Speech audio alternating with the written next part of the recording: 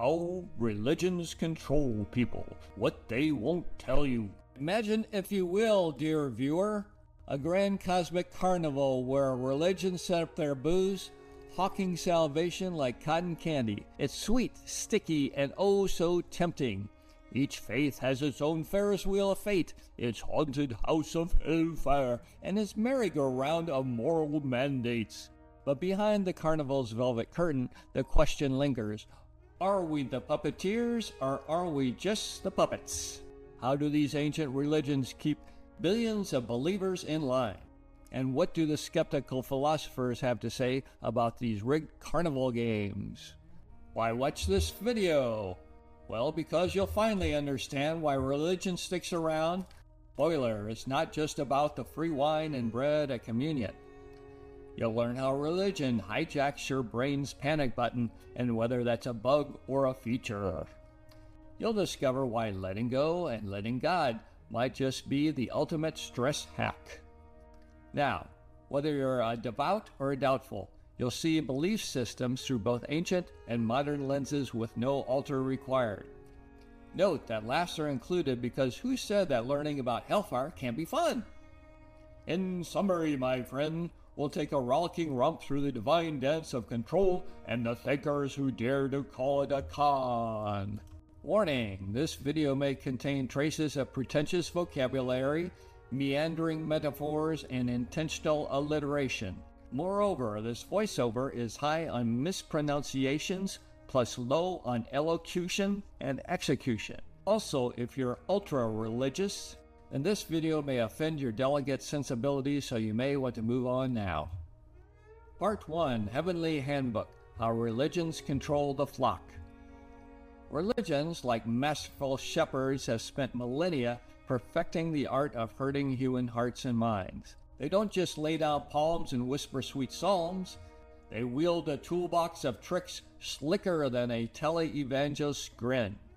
In this video, we'll look at all the things that they won't tell you. First up, there's the Scare 'em Straight special, which is a classic act as old as Fire and Damnation. It's like a cosmic courtroom where God's the judge, Satan's the prosecutor, and you, the sinner who once stole a sprig of kale, is on trial. Religions love dangling doom like a whack-a-mole stick made of hellfire. Christianity and Islam serve up eternal damnation with a side of fire and sulfur. Hinduism and Buddhism simmer souls in a slow cooker of karma. If you misbehave now, you'll reincarnate as a cockroach later. Fear, it turns out, is one heck of a motivator. Then there's the sacred scripture law library, where holy books double as divine rule books. Would you like to know if you can eat pork, kill grandma, or love thy neighbor a little too much? Well, there's a verse for that. And then a priest, imam, or rabbi are ready to interpret it, often with a hefty dose of, "because I told you so." This holy bureaucracy means you don't just answer to God. You answer to God's self-appointed middle managers. Let's not forget religious rituals, which are the sacred snooze buttons for skepticism. From Sunday sermons to Ramadan fasts, religion keeps folks too busy bowing, chanting, or confessing to ask pesky questions. It's like a spiritual spin class. Keep pedaling, don't stop, and eventually you'll forget why you're even on the bike. And then there's social squeeze, which is the holy glue that sticks believers together. Are you thinking of stepping out of line? Well then, enjoy your exile from the potluck paradise. Jehovah's Witnesses will door slam you. Catholics will excommunicate you. And some Islamic societies? Well, let's just say rejection of religious doctrine isn't a career booster. Nothing keeps pews packed like peer pressure with a side of eternal consequences. Part 2, Philosophers, Wisdom, Wit, and the Tipping of Sacred Cows. Now, enter stage left, the philosophers. Those carnival hecklers and the ones tossing water balloons at the fire and brimstone show. Philosophers have spent centuries poking, prodding, and occasionally pissing off the pious with their inconvenient questions. Karl Marx took a side-eye glance at religion and called it the opium of the people. Not the fun Burning Man kind of opium, mind you. No, religion is the numbing, sit-down-and-shut-up kind. Marx figured religion was the ultimate capitalist con, a spiritual smokescreen to keep the poor from revolting. Why storm the castle when off in the distance gleam heaven's gates? Nice trick, he said, but the workers need to know that they are being played. Then there's Friedrich Nietzsche, the mustachioed madman who declared, "God is dead," and said it louder than a bartender announcing, "Last call!"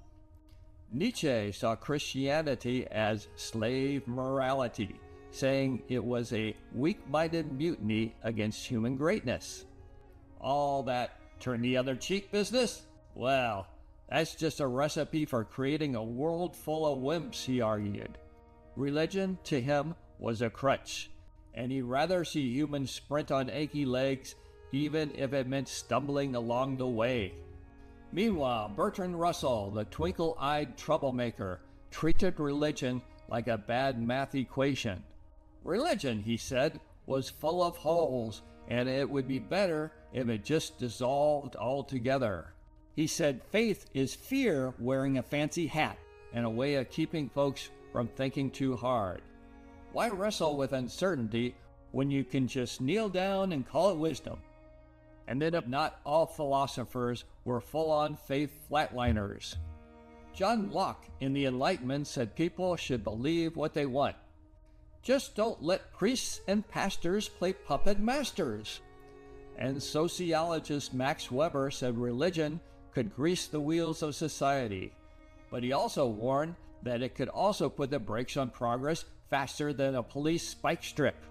Part 3, Psychology Weighs In. Psychologists say religion sticks around because it hands people a sense of control in a world that's about as predictable as a cocaine squirrel. The God as co-pilot effect is an illusion of influence. Ever prayed for good weather, a promotion, or a parking spot? Congrats, as you've activated what psychologists Rothbaum, Weitz, and Snyder call secondary control.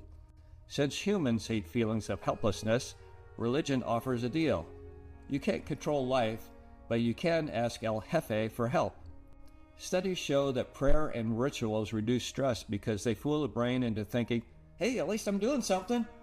It's like having a panic button wired to the universe. Even if it doesn't work, pressing it feels better than just curling up into a ball. Cosmic Rulebook offers predictability in a chaotic world.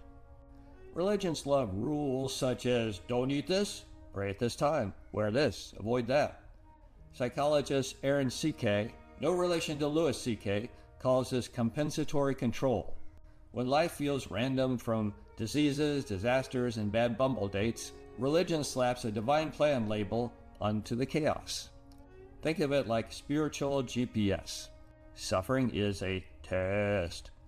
Random tragedy means God works in mysterious ways. Your uncertain future means it's in His hands. Religion is the ultimate insurance policy for fear of cancellation. Dear viewer, death is the ultimate buzzkill. Religion, however, offers the mother of all extended warranties. Don't worry, as death is a 5-star resort. Psychologist Ernest Becker said in The Denial of Death that humans are terrified of oblivion, so religions sell death transcendence. Heaven, reincarnation, and spiritual legacy are psychological life rafts in an ocean of existential dread.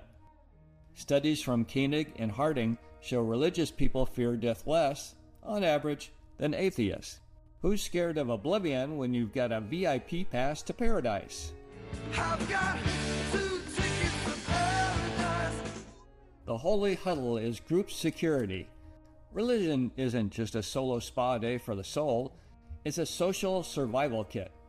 Psychologists find that belonging to a religious group has several benefits. It lowers depression.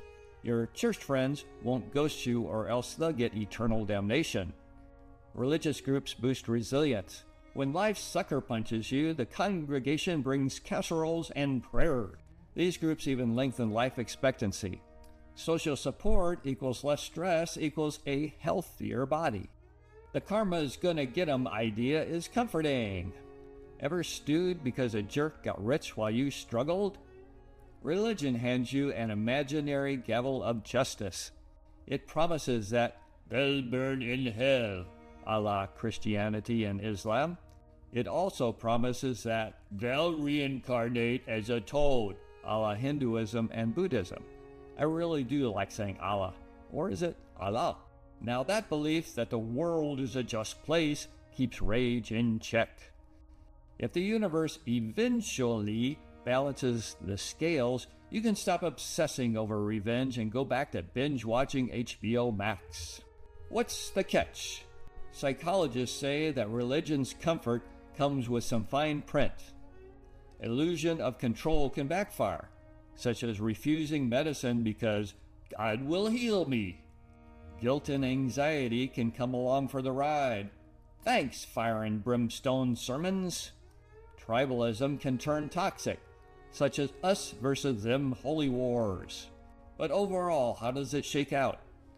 For billions of people, religion is the ultimate psychological security blanket, or as Freud said, collective neurosis. The blanket is threadbare in spots, but warm enough to keep those existential shivers at bay. Part 4, the Big Tent Verdict. Divine duty or delusion? So, what's the final call in this three-ring circus of souls? Religions, for all their mystique and majesty, steer the human herd with a mix of terror, tradition, and tantalizing promises. They're the ultimate behavior app. Pre-installed, hard to delete, and always running in the background. But what do philosophers say? Philosophers are the pop-up ads of doubt, the system updates that ask, "Are you sure you want to proceed?" Some say faith fuels the best in us.